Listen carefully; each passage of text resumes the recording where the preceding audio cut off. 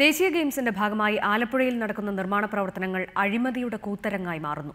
തുഴച്ചിൽ മത്സരങ്ങളുടെ വേദി മാറ്റി ഗെയിംസിന്റെ പണം സ്വകാര്യ വ്യക്തികൾക്ക് സ്ഥലം നികത്താനും പുറംബണ്ട് നിർമ്മിക്കാനും ഉപയോഗിക്കുന്നുവെന്നാണ് ആക്ഷേപം. അതേസമയം തുഴച്ചിൽ മത്സരങ്ങൾ ആദ്യം നിശ്ചയിച്ച വേദിയിൽ തന്നെ നടത്തണമെന്നാവശ്യപ്പെട്ട് മുൻ കായിക താരങ്ങൾ മുഖ്യമന്ത്രി ഉൾപ്പെടെയുള്ളവർക്ക് പരാതി നൽകിയെങ്കിലും യാതൊരു പ്രയോജനവും ഉണ്ടായില്ല. ദേശീയ ഗെയിംസിന്റെ ഭാഗമായുള്ള കയാക്കിംഗ്, കനോയിങ്, റോവിംഗ് മത്സരങ്ങൾ ആദ്യം നടത്താൻ തീരുമാനിച്ചത് ആലപ്പുഴ പുന്നമടക്കായലിലായിരുന്നു. നെഹ്റു ട്രോഫി മത്സരം വള്ളംകളിക്കായി ഒരുക്കിയിരിക്കുന്ന സ്ഥിരം സംവിധാനങ്ങൾ ഉപയോഗിച്ച് അധിക സാമ്പത്തിക ബാധ്യതയില്ലാതെ മത്സരം നടത്താനായിരുന്നു തീരുമാനം. എന്നാൽ ദേശീയ ഗെയിംസ് കമ്മിറ്റി ചേർന്നപ്പോൾ തീരുമാനം മാറി. മത്സരത്തിനായി തിരഞ്ഞെടുത്തത് വേമ്പനാട്ട് കായൽ തീരത്തുള്ള ആര്യാട് പഞ്ചായത്തിലെ ഒരു ഉൾപ്രദേശം. ഗെയിംസ് തുടങ്ങാൻ ദിവസങ്ങൾ മാത്രം ശേഷിക്കെ ഫിനിഷിംഗ് പോയിന്റിലേക്കുള്ള വഴി കാണുക.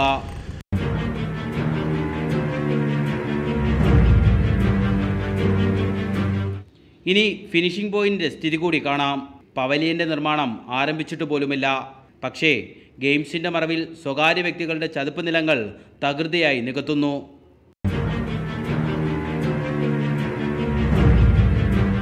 ഗെയിംസിന്റെ ഫണ്ടിൽ നിന്ന് കോടികൾ ചെലവഴിച്ച് സ്വകാര്യ വ്യക്തികൾക്ക് 5 കിലോമീറ്ററോളം ദൂരം പുറംബണ്ടും നിർമ്മിച്ചു കൊടുത്തു.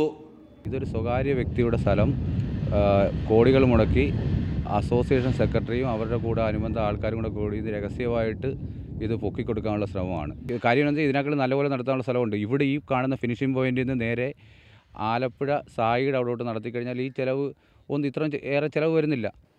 ലോകപ്രശസ്തമായ നെഹ്റു ട്രോഫി മത്സരവള്ളംകളി നടക്കുന്ന പുന്നമടക്കായലിലെ ട്രാക്കാണ് എനിക്ക് പിന്നിൽ കാണുന്നത്.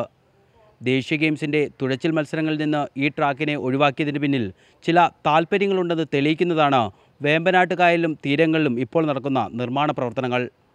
ക്യാമറാമാൻ കണ്ണനൊപ്പം രഘുനാഥ് നാരായണൻ, റിപ്പോർട്ടർ, ആലപ്പുഴ.